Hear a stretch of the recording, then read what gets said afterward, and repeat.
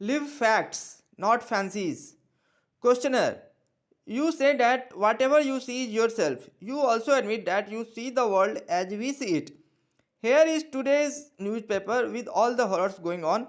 Since the world is yourself, how can you explain such misbehavior? Maharaj ji, which world do you have in mind? Questioner. Our common world in which we live. Maharaj. Are you sure we live in the same world? I do not mean nature, the sea, and the land, plants, and animals. They are not the problem, not the endless space, the infinite time, the inexhaustible power. Do not be misled by my eating and smoking, reading and talking. My mind is not here. My life is not here. Your world of desires and their fulfillment of fears and their escapes is definitely not my world. I do not even perceive it. Except through what you tell me about it, it is your private dream world, and my only reaction to it is to ask you to stop dreaming. Questioner. Surely, wars and revolutions are not dreams. Sick mothers and starving children are not dreams. Wealth ill gotten and misuse is not a dream. Maharaji, what else? Questioner, a dream cannot be shared. Maharaji, nor can the waking state. All the three states of waking, dreaming, and sleeping are subjective, personal, and intimate. They all happen to and are contained within the little bubble in the consciousness called I. The real world lies beyond the self. Questioner, self or no self? Facts are real. Maharajji, of course, facts are real. I live among them, but you live with fancies, not with facts. Facts never clash. While your life and world are full of contradictions, contradiction is the mark of the false, the real never contradicts itself. For instance, you complain that people are abjectly poor, yet you do not share your riches with them. You mind the war next door, but you hardly give it a thought when it is in some far off country. The shifting fortunes of your ego determine your values. I think, I want, I must are made into absolutes. Questioner, nevertheless, the evil is real. Maharajji, not more real than you are. Evil is in the wrong approach to problems created by misunderstanding and misuse. It is vicious circle. Questioner, can the circle be broken?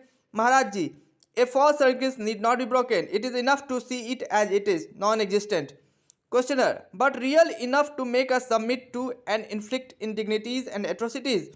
Maharaji, insanity is universal, sanity is rare. Yet there is hope, because the moment we perceive our insanity, we are on the way to sanity. This is the function of the Guru, to make us see the madness of our daily living. Life makes you conscious, but the teacher makes you aware. Questioner, sir, you are neither the first nor the last. Since immemorial times, people were breaking into reality, yet how little it affected our lives. The Ramas and the Krishnas, the Buddhas and the Christs have come and gone. We are as we were, wallowing in sweat and tears. What have the great ones done? Whose life we witnessed? What have you done, sir, to alleviate the world's thrall?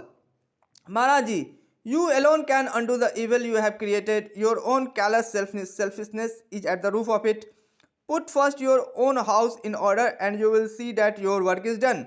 Questioner, the men of wisdom and of love who came before us did set themselves right, often at a tremendous cost. What was the outcome? A shooting star, however bright, does not make the night less dark. Maharaji, to judge them and their work, you must become one of them. A frog in a well knows nothing about the birds in the sky. Questioner, do you mean to say that between good and evil there is no wall? Maharaji, there is no wall because there is no good and no evil. In every concrete situation, there is only the necessary and the unnecessary. The needful is right, the needless is wrong. Questioner, who decides? Maharaji, the situation decides. Every situation is a challenge which demands the right response. When the response is right, the challenge is met and the problem ceases. If the response is wrong, the challenge is not met and the problem remains unsolved. Your unsolved problems, that is what constitutes your karma. Solve them rightly and be free. Questioner, you seem to drive me always back into myself. Is there no objective solution to the world's problems? Maharaji, the world's problems were created by numberless people like you, each full of his own desires and fears. Who can free you of your past, personal, and social except yourself? And how will you do it unless you see the urgent need of your first being free of cravings born of illusions? How can you truly help as long you need help yourself? Questioner, in what way did the ancient sages help? In what way do you help? A few individuals profit, no doubt. Your guidance and example may mean a lot to them, But in what way do you affect humanity, the totality of life and consciousness? You say that you are the world and the world is you. What impact have you made on it? Maharaji, what kind of impact do you expect? Questioner, man is stupid, selfish, cruel. Maharaji, man is also wise, affectionate, and kind. Questioner, why does not goodness prevail? Maharaji, it does in my real world. In my world, even what you call evil is the servant of the good and therefore necessary. It is like boils and fevers that kill at the body of impurities. Disease is painful, even dangerous, but if dealt with rightly, it heals. Questioner, or kills. Maharaji, in some cases, death is the best cure. A life may be worse than death, which is but rarely an unpleasant experience. Whatever the experience is, therefore, pity the living, never the dead. This problem of things good and evil in themselves does not exist in my world. The needful is good and the needless is evil. In your world, the pleasant is good and the painful is evil. Questioner, what is necessary?